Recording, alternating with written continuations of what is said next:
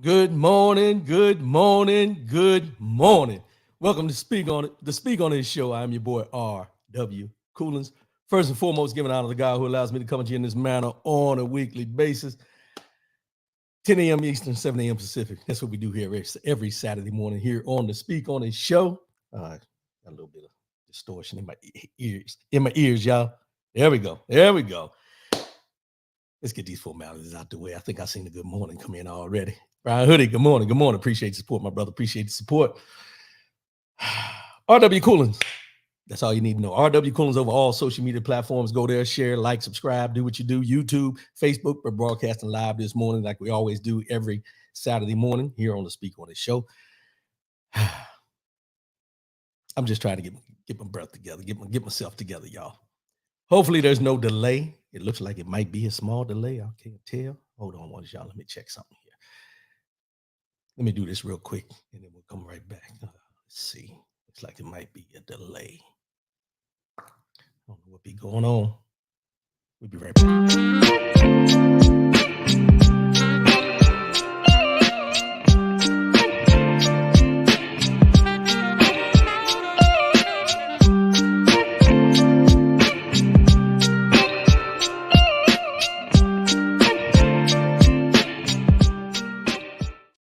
I think we got it worked out. 844-904-2665. That's 844-904-2665. No matter what the situation is, let your voice be heard. All we ask to say what you mean what you say. We come in as friends, we leave as family. That's what we do here on the Speak on It show. Today, well, let's start with this. Tonight, daylight saving times, y'all. Spring forward, set your clocks, spring forward, set your clocks, spring forward. That's what we do here tonight, spring forward. Temperatures changing, times is changing, sun's coming up a little earlier than it was, longer days ahead of us. I don't know, I've been in this funk this week, I think because of the change in the weather. What's changing with the weather was changing with the time zone, everything. You ever get in that funk where you just don't know what's going on? You know, it's one of those feelings right now, but hopefully it'll work itself out. We'll get to where we need to get to. Man, something's just not seen. Is it good out there with y'all? Is it a delay? It seems like it's a delay for me. Let me see something.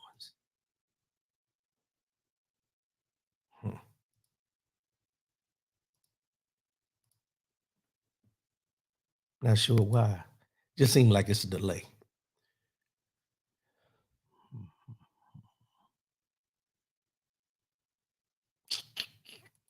don't know why it does this all the time. Every once in a while.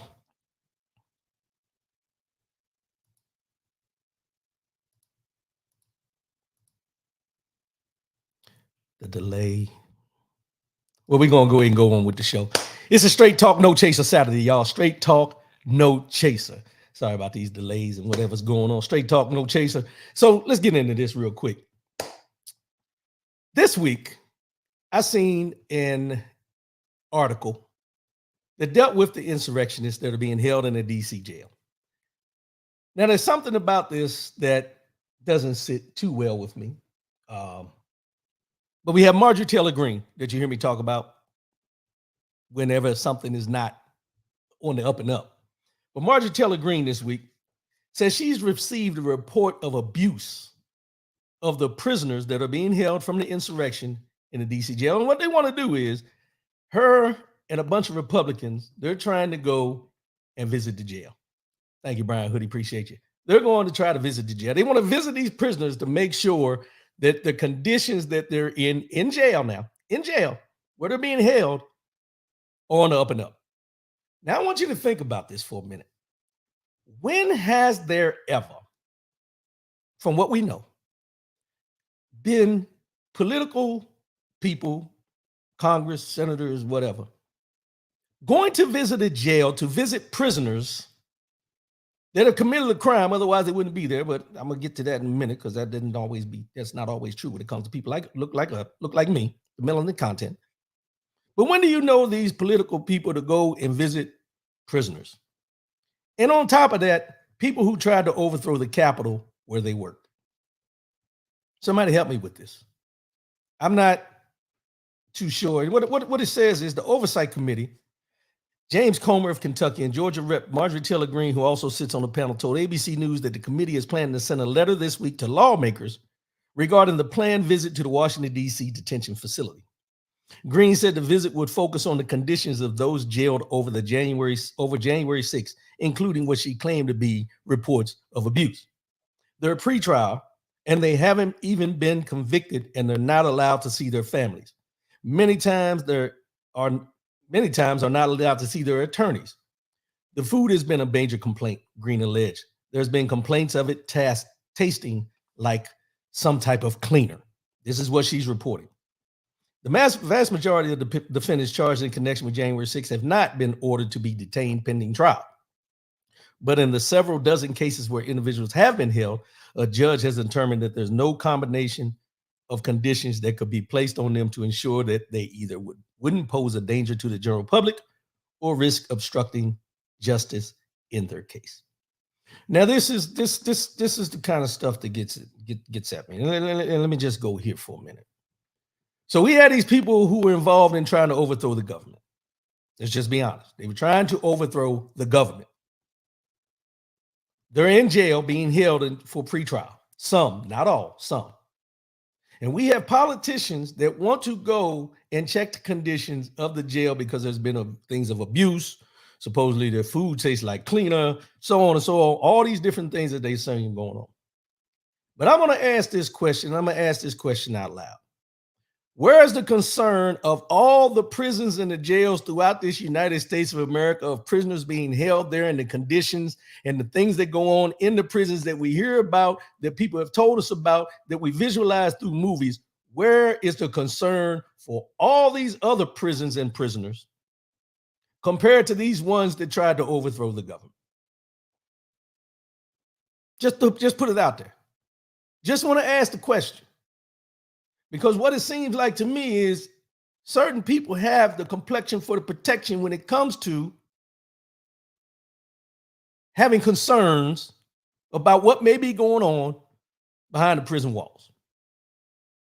Now, this week also, which is why some of these people have been being held in prison from the insurrection. Capitol riot defendants remove ankle monitors and disappear days before trial.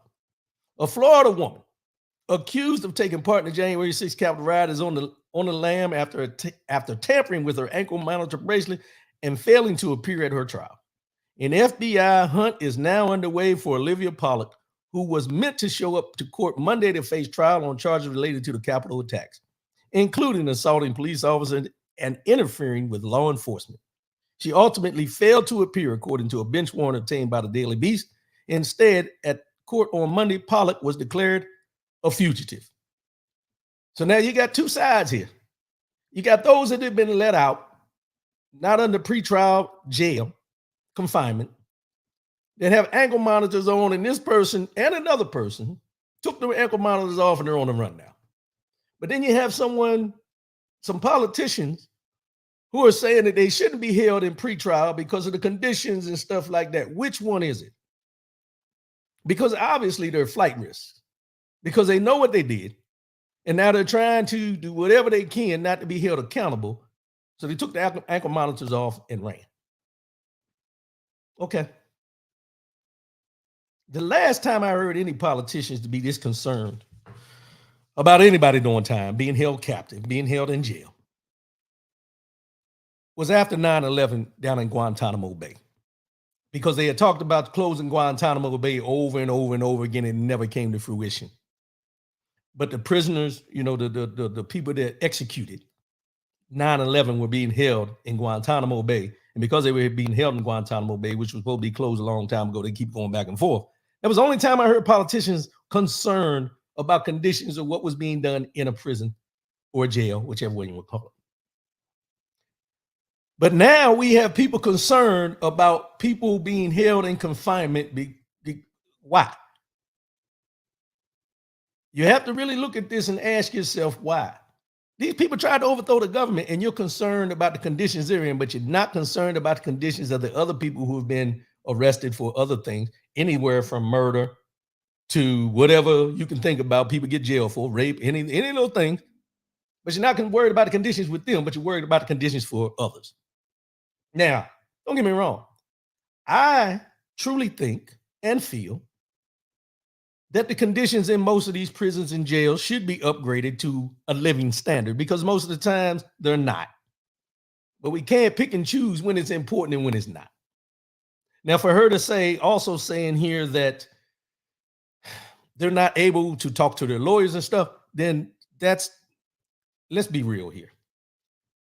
You go to jail, if the prison, the jail, penitentiary is preventing you or blocking you from seeing your attorney, designated attorney or whatever, then that's a whole different conversation than the fact of what the living conditions are. Different, however, it still needs to be talked about. But I'm with the understanding that this is the same person, Marjorie Taylor Greene, who said the insurrection was just tourists. This is the same Marjorie Taylor Greene who was part of the planning at the White House leading up to January 6th for what happened. Take it with a grain of salt. Take it how you want to take it.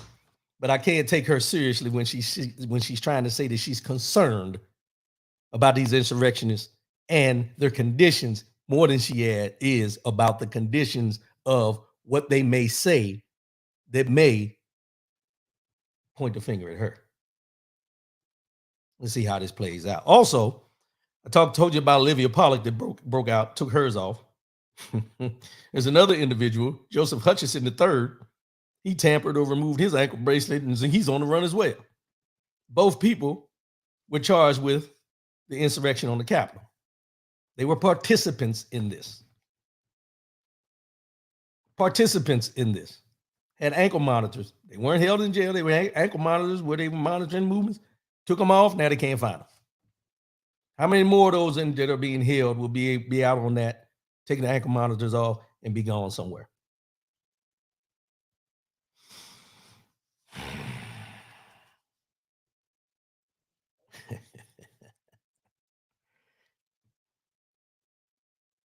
Pollack is the sister of January 6th riot defendant Jonathan Pollack, who disappeared months ago after a federal arrest warrant was issued for him in June of 2021.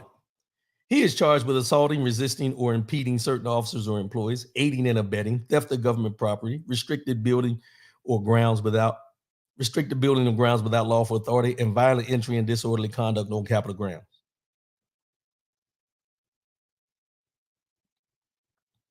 But her lawyer, now that's her brother, They did all that, and he's on the run too. That's 3 that we know of. But Miss Pollock's lawyer said this.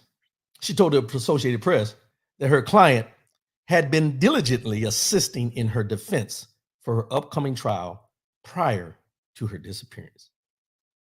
What does that have to do with it? I don't care how diligently she was trying to come up and helping with her defense through her lawyer.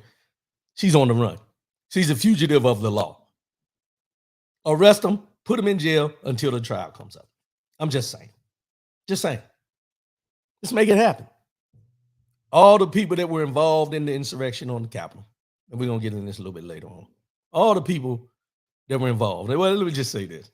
Chris Rock said something, and we're going to talk about Chris Rock special in a minute, but Chris Rock said something that I've alluded to. The insurrection on the Capitol, he said, reminded him of a Planet of the Apes movie with all them people climbing over barriers and the walls and all that kind of stuff. Hold them all accountable. This is being long and drawn out. Hold them all accountable for what they did on that day at the Capitol to overthrow the government and those leading up to and involved in it. I will keep saying it until it happens and comes to fruition. So y'all just get comfortable with it. Let's get to it.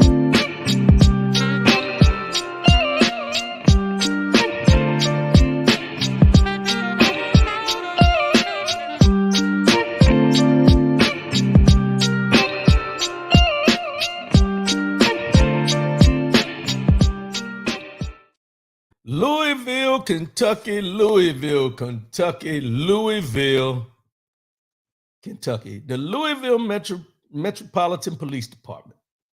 All ain't clean in Louisville. So the Department of Justice issues a scathing civil rights report on the Louisville Metropolitan Police Department.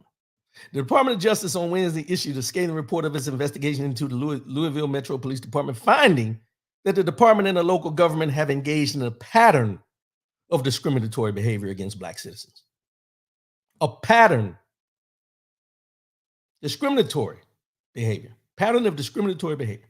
The DOJ report said the police department in Louisville, Jefferson County Metro government have regularly used excessive force, conducted searches without valid warrants, used no-knock warrants, discriminated against Black people in law enforcement activities, and taken other actions that violate the Constitution and federal law.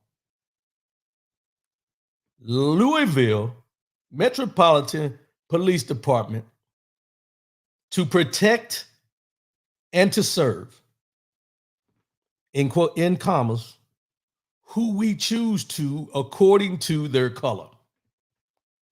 Quotation. I just added that on, but that's what it seems like. Attorney General Merrick Garland said at a press conference that the police's conduct was unacceptable and heartbreaking. He said it destroys the trust that is necessary for a police department to have from its community. Louisville Metro and LMPD exist to serve the community and keep people safe. Most Metro employees and LMPD officers are dedicated public servants who work hard to promote public safety. But Louisville Metro and LMPD failed to ensure that all employees uphold the federal constitutional and statutory rights of people in Louisville, the report states. This investigation was launched in April of 2021 in the aftermath of the Breonna Taylor killing, when they murdered Breonna Taylor in her home, when they had a no-knock warrant that was issued and manipulated, when her boyfriend shot an officer, and they tried to hold him accountable for them breaking into a home where they had trumped up a warrant to go in. And now we're finding out that the laws of the Louisville Police Department is corrupt in the soil. It's in the fabric of who they are. To protect and to serve who is the question. Who they choose? So when I read these things about Louisville Police Department, and then I read another article the other day about the Los Angeles Police Department, where they have gangs within their ranks in the police department. I mean, I'm not talking about gang members. I'm talking about there are gangs within the Los Angeles Police Department that are functioning as gangs in the department. And we continually hear to protect and to serve. is what they're supposed to do. But then when these investigations go on, we find out all ain't clean in the water. We find out when they say it's just a few bad apples that the whole damn basket of apples, the bushel of apples, is rotten to the core. But at the same time, when people see these things happen on TV and in video, with we talk about the George Floyd and what was I can't remember his name, Tyree Nichols, and we talk about all these things, and the first thing people want to say is if they would only comply. If they would only comply. I don't care how much compliance you may do. These people that are on these, it's being proven that the people within these ranks of the police departments aren't on the up and up. The people in the ranks of these police departments have their own vision and their own way of to protect and to serve certain people and to continually do what they want towards others. But when people see these videos, oh, he would only complied. Why didn't he listen? Why they tased him. Why didn't he stop? Well, if you're being tased 15, 20 times, you're being beat with a nightstick while you're on the ground, when you are complying. See, and they're coming with these no-knock warrants that aren't authorized because they didn't go through the proper channels. They lied about why they needed a no-knock warrant, so on and so forth.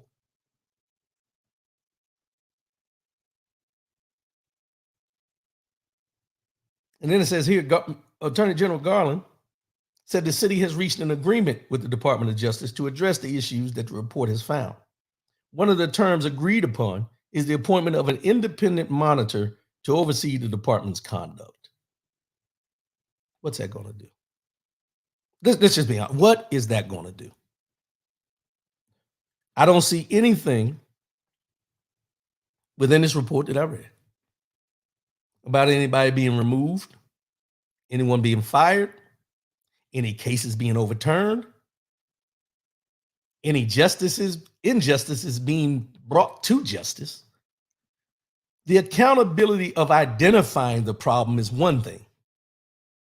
Holding people accountable for what they've been doing is another conversation that says nothing in this article. The DOJ found that the LMPD has selectively used an aggressive style of policing against vulnerable people throughout the city, specifically against Black individuals. The report states that some officers in the department have shown disrespect in throwing drinks at pedestrians from their cars, insulting people who have disabilities, and calling Black people monkeys, animals, and boy. The police were also found to have issued citations to people for minor offenses, like making a wide turn and having broken taillight, while investigations into serious crimes like homicide and sexual assault went unresolved. The DOJ found that misconduct from officers often was unaddressed within the department, and some police leaders have defended the conduct. Listen to that. Some police leaders have defended the conduct. And this is what they said.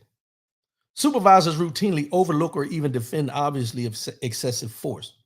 Search warrants clearly lacking probable cause, unjustified no-knock entries, failures to document traffic stops in Black neighborhoods, and unnecessarily harsh treatment of people with disabilities, the report states. The DOJ acknowledged that the police department and city government have taken some steps to address improper conduct, like banning no-knock warrants, starting a pilot program to send behavioral health professionals to some 911 calls, and expanding community-based violence prevention services. And out of all they found, never once in here did they mention anybody being held accountable. The DOJ issued a scathing civil rights report on the Louisville Police Department / Louisville Metro Police Department. No one fired, no cases relooked at, no injustices change to true justice. So what does the report tell you? The report tells you we looked at it. That's it. The report tells you this is what we found. That's it. Where's the accountability in this? Where's the accountability in any of these reports that we see? As I mentioned in the Los Angeles Police Department, the article I read, and I didn't print that one out, but the article I read, excuse me, mentioned all these things about gangs being within the police department, but never once mentioned anybody being held accountable. Never once mentioned anybody talking about this ban. And these are the things that we as citizens need to be paying close attention to. Because as I mentioned last week, we talk about white supremacy, white nationalism, and all these different things going on in our country right now where we see things this way, that way, or anything. If you notice, and I mentioned this, most of the times nothing happens within the ranks because the people in the ranks are the ones that are doing these things. Nobody's investigating the white nationalists. Nobody's investigating the white supremacists because they're embedded into the systems that we talk about. And you can argue with me about the systems all you want. But just understand when we talk about these systems and the way these systems were created, people that look like me were not involved in the thought process of those systems when they were created. They were created against those that look like me. And no verbiage has been taken out of any of the amendments, anything in the Constitution, anything that has been written by the forefathers that they so strongly harp upon, who were slave owners at the time. Nobody has ever said what the forefathers' intent was when it comes to people of color. When it comes to, and watch this, because a lot of people overlook this, women. Neither of those people, neither of those categories were involved in what the forefathers were writing about at the time. However, whenever they want to go back to where the forefathers' thinking was this, or this, you never hear them say, well, the thinking was this at the time because this is what was going on. So maybe we need to update it accordingly to what's going on now, how we've moved the goalposts now, how we've changed things, how things have changed. You never hear them talk about changing that. But they'll change your Social Security benefits. They'll change your medical benefits. They'll change your rights or whatever you can do and can't do according to what they think is important. But they won't change the verbiage to fit what this United States is about now compared to then. And a lot of people say, well, you shouldn't change the Constitution. Well, time out. Time out. Because it just seems to me that if you feel, and let me start with this. When is the last time, and I'm going off a little bit, so y'all bear with me, but when is the last time you've heard anyone at any level talk about or refer to the inscription on the Statue of Liberty? Because I remember as a young man hearing the quote on that Statue of Liberty over and over and over again. Bring me your poor, I don't know it all, but y'all know what I'm talking about. That is on the Statue of Liberty.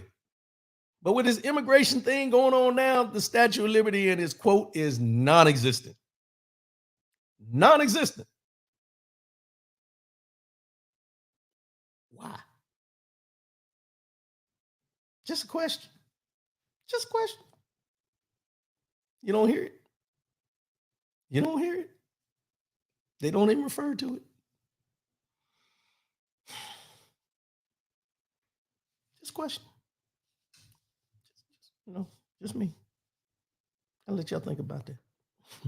Let's go to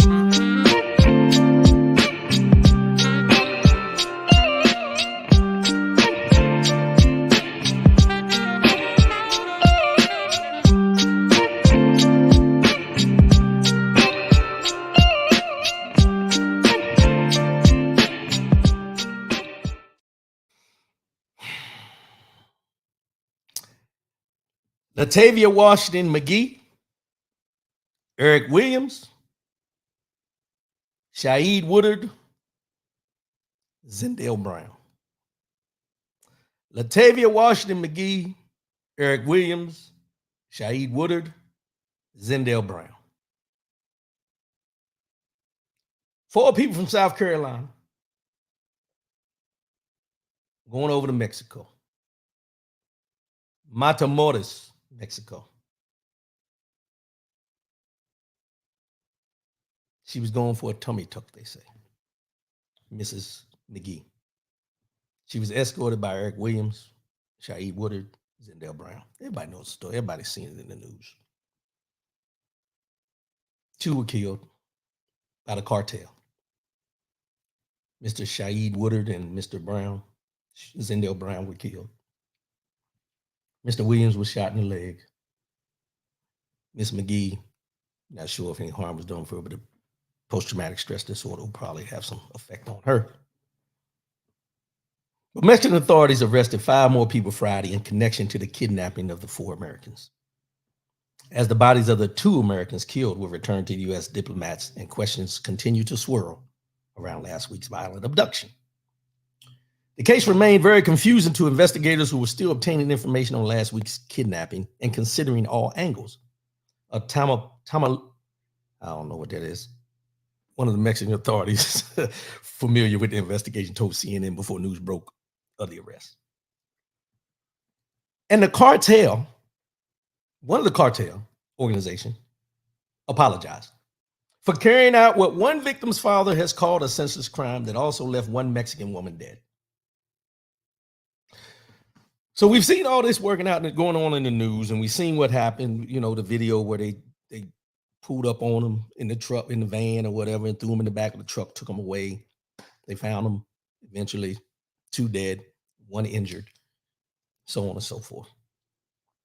And the story that's going on is the family said, and they said that they were taking Miss McGee down. She was going to get a tummy tuck and so on and so forth.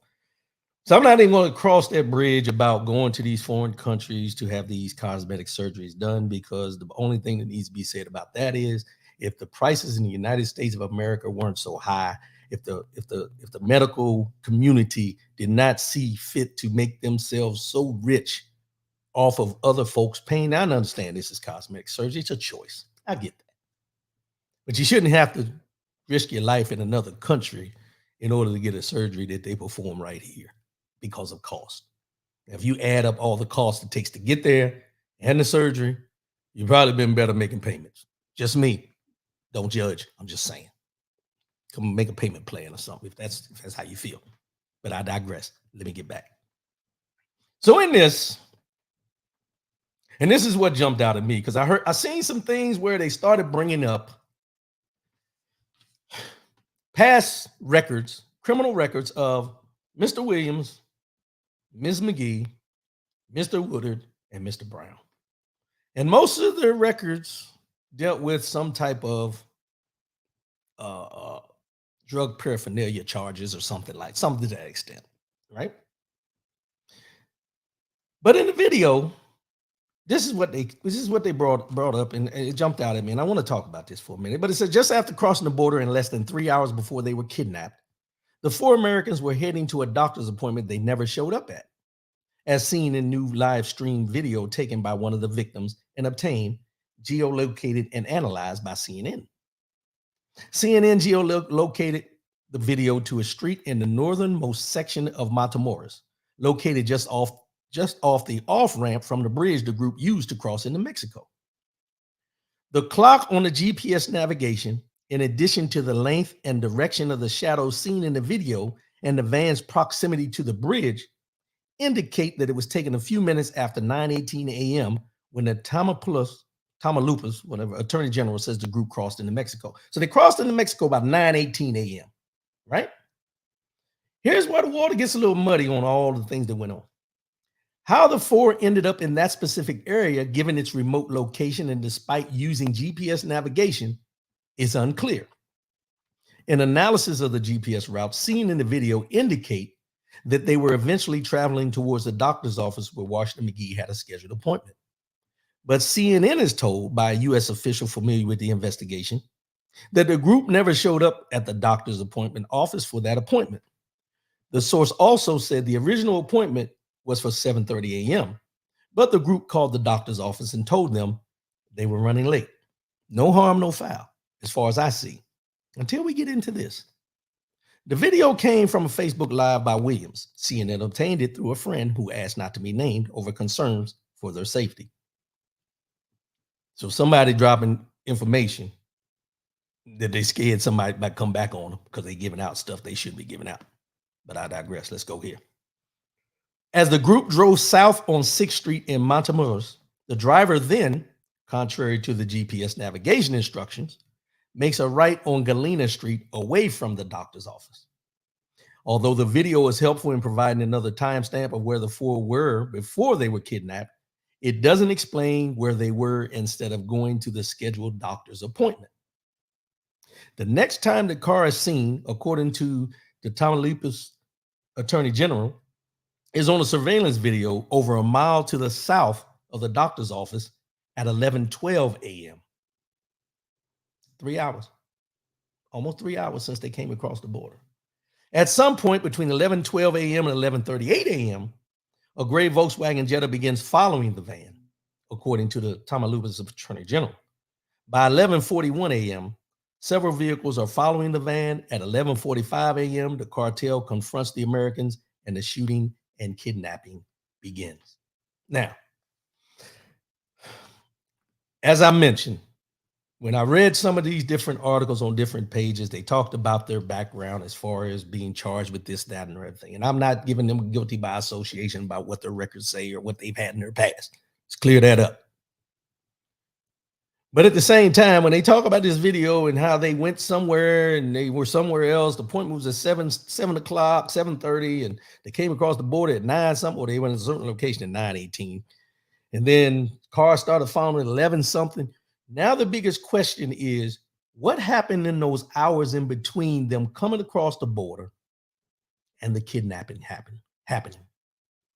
Where were they? What were they doing? And all that. This is what comes to mind when I read this. And I don't want to speculate anything.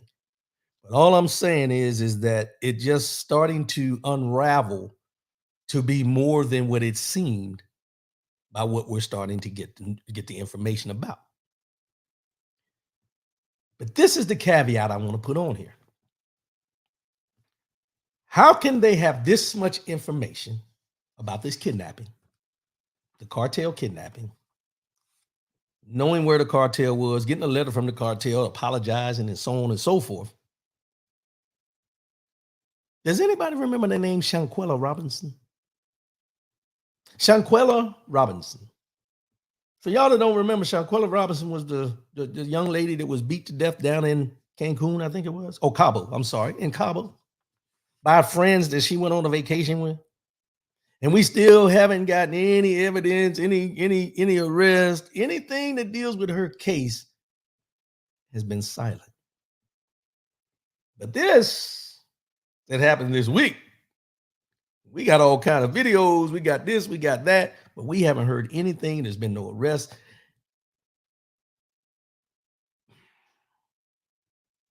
And her family, Shanquella Robinson's family, is accusing the FBI of not doing all that they can do in the death case. And what they're saying, they've contacted the Mexican police down in Cabo, and they said that they've done everything they can do. They've identified and asked for someone to be turned over, which was a female, and I can't remember her name, the one that was in there. But they haven't done anything to extradite her. Our FBI hasn't done anything to extradite her, hasn't done anything along the case, hasn't done anything to find out what went on, and hasn't made any arrests. They haven't even questioned the people who were with her when this happened.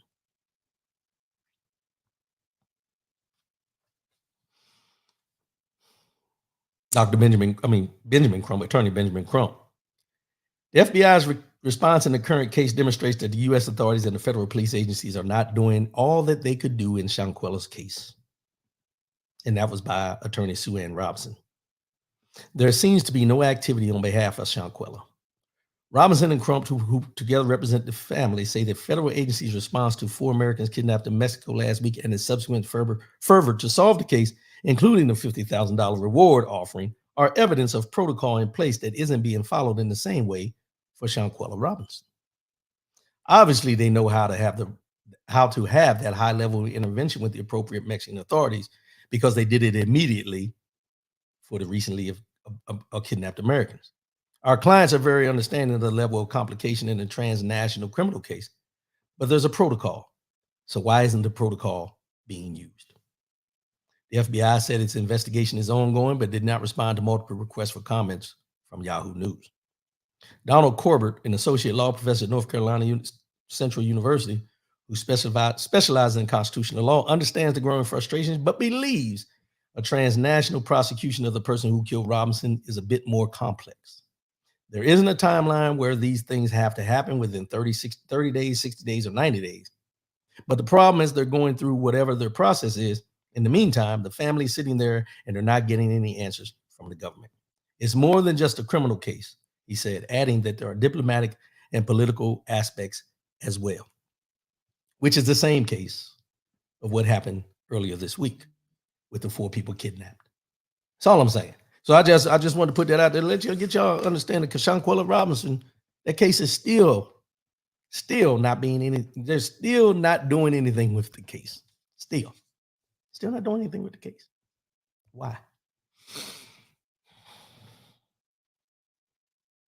I just report it. I don't write it.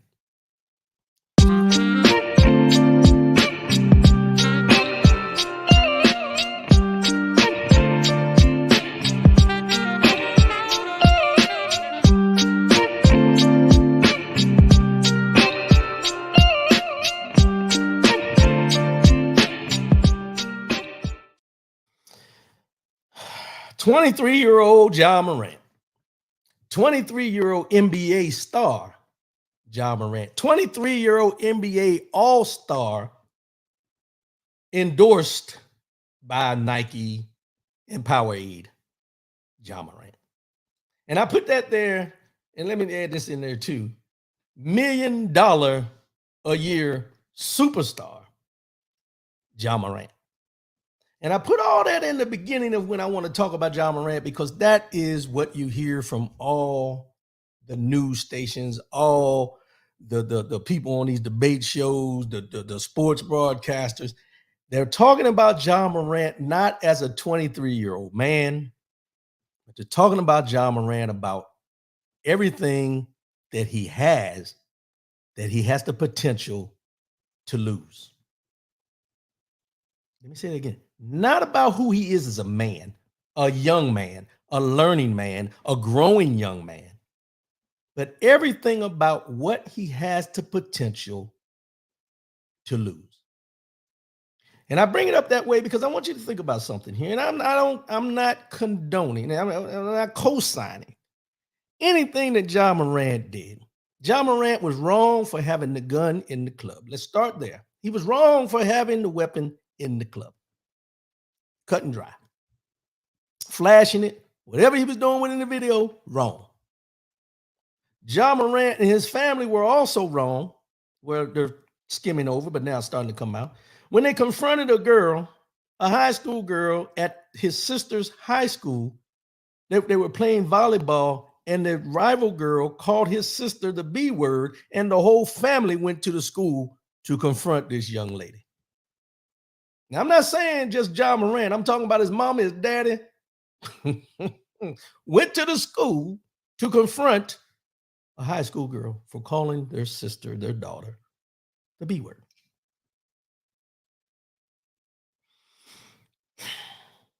And I bring that up to say this.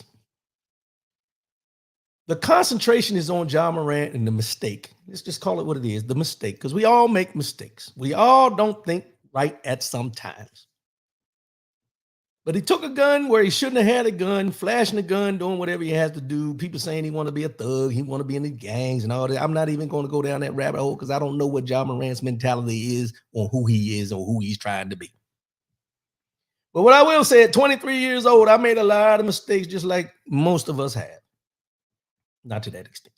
However, I made mistakes.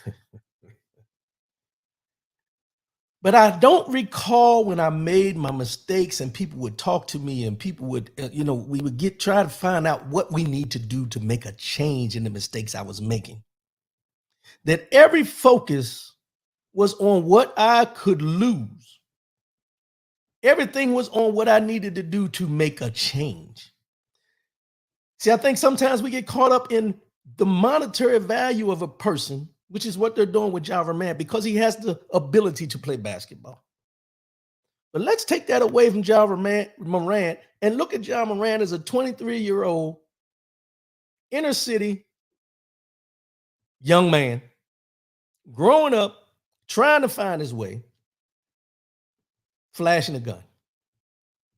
Take all the money out of it, take all the prestige out of it, take everything you know about Ja Morant and just put him as a 23-year-old young man in the inner city trying to find his way. Flashes a gun in the VIP section of wherever he may be. It's on one of the social media sites. 9 times out of 10, and I'll even go 10 times out of 10, nobody's going to talk about what he's about to lose. Nobody's going to talk about where he works. Nobody's going to talk about how much money he makes. Nobody's going to talk about what he might lose or what endorsements he might give. Nobody's talking about any of that. What we're doing is we're concentrating on what we need to do or what somebody needs to do to help that young man find his way so he doesn't continue to make the same mistake. But with Ja Morant, when there's money involved, when these athletes are involved in these things, like when Henry Ruggs III out here with the driving drunk accident where he killed a woman in the car, in the van and everything, everyone talked about how he squandered his chance at being a superstar in the NFL. No concentration on him just being a man in this world. Because when the football's gone, who is he? When the basketball's gone, who is he? When the money's gone, who is he? Without the gun, who is he? And as I mentioned about the parents, and I'm going to talk about the parents for a minute, I'm wholeheartedly support any parent who supports their children. And we see Ja Morant's father on the sidelines with his cup and his sunglasses on at every game, hooping and hollering and celebrating. He's sitting down there with celebrities and all this kind of stuff. But you have to ask the question now, because they've been bringing this up about, T is his name. They call him T, but Ja Morant's father needs to be his father, not his friend. From the outside looking in, we don't know the dynamics of their relationship. We don't. We don't know the conversation they may have behind closed doors. We don't know if they may be the best parents that anybody could ever ask for. And this 23-year-old man made a decision on his own that had nothing to do with the parents. But because he's in the celebrity spotlight, everybody wants to lump everything they visualize with the father on the sidelines into the fact of what he did, what Ja Morant did in the club. Why is that? Why do we lump all that together? Why? Thank you, Tom. Appreciate that, brother. Why do we lump all that together? Because here's what I look at. When I see these things happen, I think about myself at that age. Whatever age it may be, I think about myself and the decisions I was making at that time. I also think about the fact of no matter how good my mom, my stepdad, my parents, and and my parents, my grandparents, my aunts, uncles, brothers, no matter what they said to me, no matter what they instilled into me, I was going to take some lumps. And I did, and still do. But when I make a mistake, does that hinder on who my parents are? Deep down to what they've taught me? Or does that just say that I've made a decision that I got to deal with the consequences about? And I'm not trying to give anybody in this situation, any clearance for accountability. Don't get me wrong. But what I am trying to do is get you to look at it and say, this is a 23-year-old man who has talent to play basketball. And that's all we know about him. That's all we know about him. And we're so quick to judge on who he is now because he had a gun, he's a thug. Well, we don't know he had a gun because of protection, threats. We don't know all the particulars about why he had a gun. We know the NBA doesn't want them to have guns when they travel and things like that. But just like we see Mike Epps, and I'm going to bring this up. Mike Epps went to the airport the other day, got stopped at TSA, had a gun in his suitcase and everything. He came out and apologized on social media to say, I made a mistake. The gun was in there. I was rushing. I didn't know it was there. But hey, wait a minute. Time out.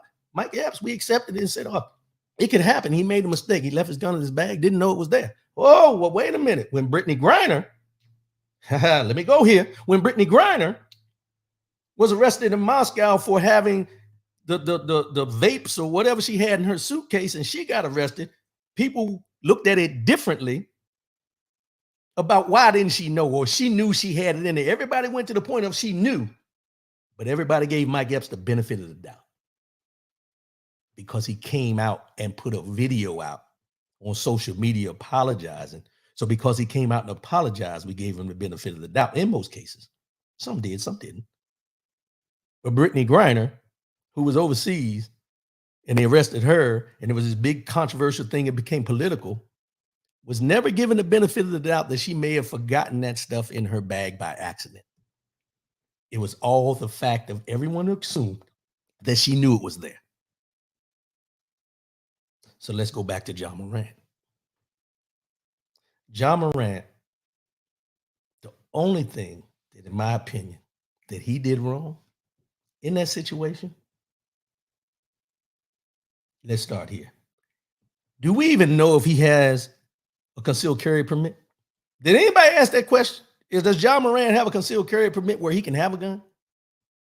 Because he's so quick to jump to a conclusion that he got a gun, he shouldn't have a gun, want to be a thug, all these different labels they want to put on. But did they do anything to find out if he had a permit to carry the gun? Just asking. Because if he had a permit to carry the gun, the only thing he did wrong was flashing the gun on the IG camera in front of everybody. But I also say this. What did John Morant do with that gun? In the club, flashing in VIP, ignorant, if you want to put it that way. Shouldn't have been done. But why is everybody in uproar about what John Morant did in that club with that gun? Flashing it for IG. But nobody gets in the uproar when we see these white supremacists or older white gentlemen walking down the streets of these cities that have the authorization to have open carry permits. And I don't see anybody being pulled over to check their permit every time they see them with a gun walking down the middle of a damn street. But John Morant having a gun, now all of a sudden he's a thug. He wants to be a thug. Skip Bayless went so far as saying somebody told him, and you could take it with a grain of salt, that he wants to be a Crip or he is associated with Crips. And all these different narratives coming out now because he had a gun, but you heard none of these narratives before the incident about him being gang affiliated. None.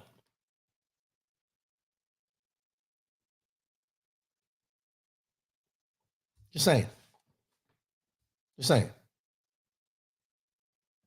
23 years old. Still trying to find his way. We're so quick to judge. So hesitant to embrace. When I say embrace, I mean embrace, to pull that young 23-year-old man aside and say, come on, man, we got to make better decisions. Not because of what you may lose as far as monetarily, but the image you want to portray going forward. Just my opinion. Take it how you want. Just doesn't make sense how we beat this young man down, because when he's out there dunking, everybody's a fan. Gets caught with a gun, flashing in the IG, on Instagram. He's the worst thing to come along since sliced bread. Some of us like sliced bread, but I go with wheat right now.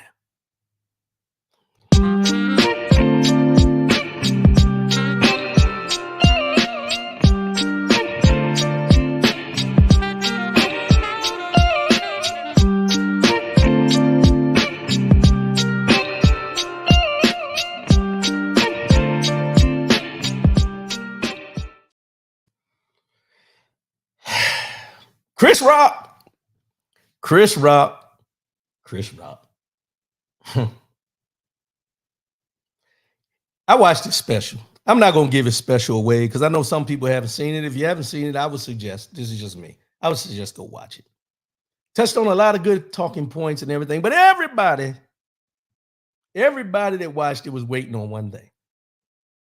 Everyone was waiting on his response to the slap. The slap heard around the world. Everybody was waiting. Everybody was in anticipation of when it was coming, and he waited to the end. I'll start off with this. There was only one part of his whole special that I had a problem with. The only one part. And it was only one word. When he called Jada Pinkett Smith the B word. Only problem I had. The only problem I had. Now, a lot of people will say, well, he used the B word an awful lot. I said, yeah, but he called her out of her name because that, to me, is unacceptable. Now, some of y'all watched it, you will say, well, he ain't the only person he called the B word. But I want you to listen to what he said. Go back and listen. He said all these other people were calling Will Smith the B word. Now, he threw it in there later on, but he referred to all the people that were calling Will Smith the B word after Jada confessed to her entanglement at the Red Table Talk. Go back and watch it in context and you'll see exactly what I'm saying. Now, I'm not saying that he should have referenced Will Smith as the B word because everybody else did, and he was referring to what they said and how they viewed him. Okay, you can take it for what it is. However, and I'm not one of them people that want to hear anybody call the B word, H word, or out of their name. However, he was referring to what other people called him. The other part that I'll say to you is this. I didn't have a problem with him and the way he used it towards Will Smith for the simple fact, this is his truth. This is what we have to remember. What Chris Rock did that day when he got into talking about all the whole special to be exact, but when he got to the Will Smith part, what we have to understand is Chris Rock has been silent and has not said too many things about that incident. Will Smith, Jada Pinkett Smith, they did their little, publicity tour or damage control tour talking about it, and it was out of character and all this, and Chris Rock never responded. He took a year. Now, did he wait a year for monetary value? You can look at it that way. But you could also look at it the fact of he had to heal himself. He had to heal. He's the one that got slapped. Let's just take this into account now. Because I think a lot of people forget. Chris Rock is the one that got slapped. Will Smith did not get slapped. Will Smith was the slapper. Chris Rock was the slappee. But in this case, no one has any compassion for the victim. Let's just be honest about this. You either like Chris Rock or you don't like Chris Rock's comedy, whatever. You either like Will Smith or you don't like Will Smith's acting, whatever. And I'm going to do what I did with the John Moran situation. Take their statuses out of this equation. You see a man slap another man. How do you feel about that man that got slapped? How do you feel about the man that slapped? Because at the end of the day, what Chris Rock did was he let his emotions out about being slapped. This is his trauma he's talking about. This is his feelings about what happened. And he said something that I said when it first happened. And I'm not taking credit for anything he did in the special. I'm just saying I brought this up. And some other people probably did too. But I'm just saying I said it. Give him my credit. And I said, when Will Smith walked up on that stage and slapped Chris Rock, he was not slapping Chris Rock. He was slapping all those years and years of being called that he wasn't a true rapper.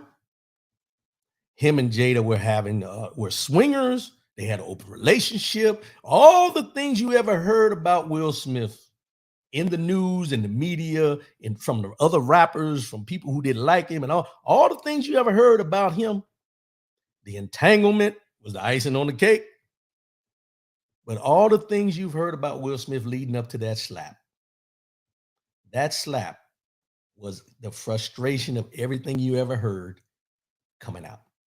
And he didn't slap Chris Rock. He slapped everything about him that has been said up to that point. You go back and listen, everybody said, well, he was defending Jada. Was he? Or was he defending himself? You know, a man can only be the butt of jokes for so long. Case in point, why Chris Rock did what he did on his special. But they're tearing Chris Rock down for his presentation of how he felt and his anger and his reaction to being slapped. But remember, as I said, Chris Rock was the victim. Now you can say what he said leading up to the slap was unnecessary, but he's a comedian. That's what they do. That's what they do. No harm, no foul in most cases. Some people take offense, some don't. But how the victim reacts to something that was done to them through their trauma, it's not for us to pick and choose how they should have reacted. That's their true reaction to what happened. Accept it. We've all had things done. Something happens, somebody do something to you, what do? You stop talking to them. It's a natural reaction. I ain't got nothing to say to them no more. Or if you don't stop talking to them, you let them know exactly how you feel before you stop talking to them. You're going to get the last word in. In the Chris Rock situation, I'll put it in this term. Why don't we look at what people are doing to Chris Rock? I know he has a platform. I know he's a comedian. I know he's this. I know he's that. But why aren't people looking at what they're saying about Chris Rock after the fact as victim shaming? Think about that for a minute. Is Chris Rock being victim shamed? Because we only hear victim shaming when it comes to, in most cases, a rape victim, an assault victim, sexual assault victim. But is Chris Rock being victim shamed because he decided to strike back not by hitting, but by speaking his truth? Now, you may receive it. You may not. You may look at it and, like I said in the beginning, well, he just did it because of the money.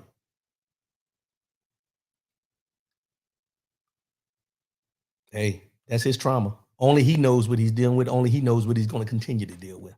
And then I see all these articles after the fact that refer back to how Will Smith and Jada Pinkett Smith feel about Chris Rock's special.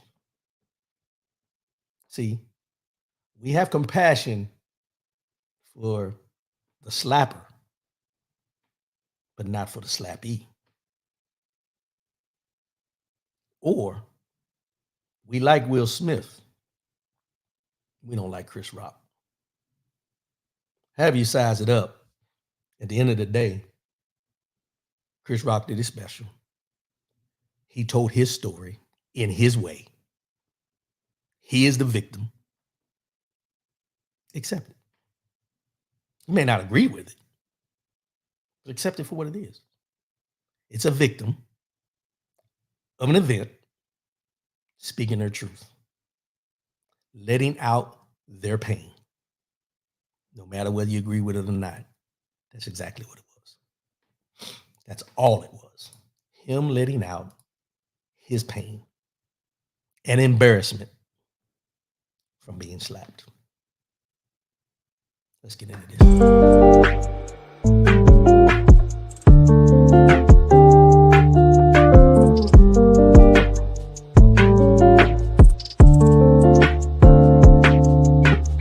Mind, body, and soul, year 2023. This year, it's all about being you. No resolutions, lifestyle changes, being a better you, getting back to you, not being who everybody else wants you to be. That's what we're about this year. Today's mind, body, and soul quote says this: you can be the ripest, juiciest peach in the world, and there's still going to be somebody who hates peaches. You can be the ripest, juiciest peach in the world, and there's still going to be somebody who hates peaches. And that's a quote by Dieter von Fess.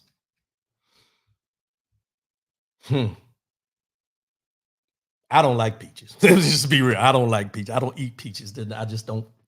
The consistency of a peach is not for me. But in this quote here, think about that for a minute. You can be the ripest, juiciest peach in the world, and there's still going to be somebody who hates peaches. I don't care how nice you are.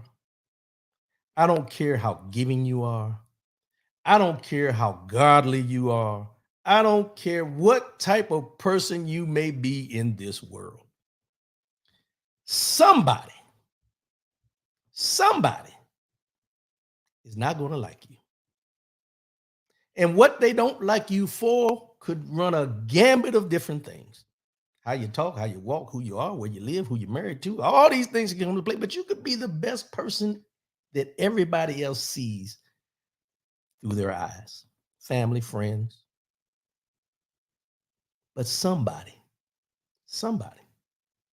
is going to find something about you. And I don't like to use the word hate, but it's relevant right now. Somebody is going to find something to hate about you just because. And most of the time, what we find out is when people find something, just something to dislike about you, to hate about you, it's more of their envy than it is about you. It's more of their jealousy than it is about you. It's more of you being who you are than them accepting who they aren't. One thing that I've learned, and I think people need to understand in life, you're not going to please 100% of the people 100% of the time. Hell, we let each other down on a daily basis somehow, even our loved ones. But that doesn't stop us from getting to the point of where we love them, where we like them, where we want to be with them, where we still want to interact with them. But I'll say this as well. You have some people who will smile in your face and stab you in the back. Those are the ones that will see a peach and know that it's the juiciest, the best looking peach they've ever seen and still hate it because they don't like who they are. They're not happy with where they are in life. They're not happy with the life that they've chosen or the life that they've chosen to take, the path they've chosen to take, or you have to put this in the equation. They're still dealing with some trauma from something that causes them just to be an ugly person. Call it what it is. Call it what it is. Because everybody that looks at something may see something beautiful. There's always going to be someone that sees something that has a flaw. And 9 times out of 10, that person that has something wrong with them or has this anger and has this internal fight that they're fighting finds flaw in everything. Everything. If you say something about God, they'll find a negative about God. If you say something positive about anything, they'll find something negative to say to go along with it. That person's soul is hurting. That person is looking for something and they just don't know what it is. They just can't find what it is. But that shouldn't dictate how you deal with them. That shouldn't dictate how you treat them. And that shouldn't dictate how you view them. Because at the end of the day, we all struggle, as you hear me say on here all the time. And I want to make that clear. We all struggle. But in our struggle, do we choose to look at the negative parts of the struggle or look at the fact that this struggle is going to make me stronger when I come out on the other side? No matter how many people you may have in your life, somebody within your circle, somebody within your family, somebody somewhere within the realm of possibility of you call friend that you have in your life for a reason, don't like you. Let's just be honest. Somebody that you may deal with every day don't like you. And they don't like you because of who you are. They don't like you because of where they are in this life. See, sometimes we got to step back. It has nothing to do with you. It has nothing to do with you, but everything to do with them. Because if somebody can honestly say and pinpoint a fact of why or what they hate about somebody, that says so much more about where their heart is and how they truly feel about themselves than it does about you. Continue to be that juicy piece of piece of fruit called a peach. Because as I said, I don't like peaches, but I know a good peach when I see a peach. I might not eat it, but I can acknowledge that that's a beautiful peach. Make sure you do the same thing.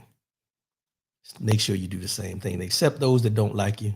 Accept those that choose to hate you for who they are. Because it says more about them than it does about you. And don't get caught up in that. You can be the ripest, juiciest peach in the world. And there's still going to be somebody. There's still going to be somebody who hates peaches. No ifs, no ands, no buts. Just that simple. It's that simple. Let's go ahead and wrap this up for today. I appreciate it. Everybody tuning in. Next week, I got a guest going to be coming on. The guy I told you about. Phil. I just forgot his name. Phil will be on with me next week. We're going to be talking about some things to deal with justice system things, and just going to caveat off some things. Nothing structured, just a conversation between me and my brother. So we're going to have him on next week. Might talk about these things that happened over in Mexico and the extradition and all that kind of stuff. But we're going to get into that. But I appreciate everybody tuning in. And as I said, a certain vibe is still coming, y'all. We're still in the process of working some things out. Time is the biggest thing, y'all. Time is the biggest thing that we try to find, and sometimes we just can't find it. But it's coming. It's coming. A certain vibe with me and Miss Pamela. We're going to be on here shortly. Recorded, posted. You'll be able to see it here shortly. It's going to start off on the YouTube channel. I'll put it on the Facebook page as well, RW Coolins Facebook page. And then we're going to build our own thing from there. So look for that. It's coming back soon. All right. So as I always say, and also I'll be posting something this week. Anybody, and I talked about this before, barbershop talk, that's in the makings as well. I got 2 people that said they would be on, but I want at least 3 more. I'm going to have 5 men plus myself on to talk about this, talk about some things that are going on with us as Black men that we can have a conversation about, just like we do at the barbershop. Nothing different, nothing more, nothing less. That's what we're going to do here on the Speak on the Show. So make sure you tune in, and I promise I'll start posting more. So make sure you subscribe to the YouTube channel as well as the RW Coolins Facebook page. Do that, share it, get other people subscribed. We're gonna start having some conversations. It's time to talk about some things other than just Saturday morning. We're gonna talk about them through the week. Subscribe, post, comment, do what you do with all the other things you may look at. As I always say before I sign off, love yourself, love one another, keep your head up, and most definitely, keep your faith in God. I appreciate you, and I'll see y'all again next week. I'm out. I'll holla. Peace.